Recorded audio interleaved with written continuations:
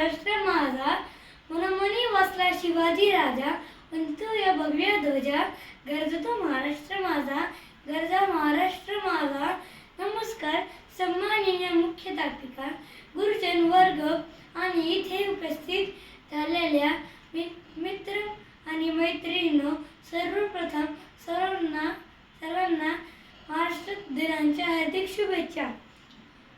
1 मेला आपण महाराष्ट्र दिन साजरा करतो, कारण 1 मे 1960 रोजी महाराष्ट्र राज्याची निर्मिती झाली. तो दिवस आपण मोठ्या आनंदाने साजरा करतो. महाराष्ट्र राज्याची विकासाच्या पायाभरणीत अनेक थोर संत, महापुरुष व समाज सुधारकांचे योगदान आहे.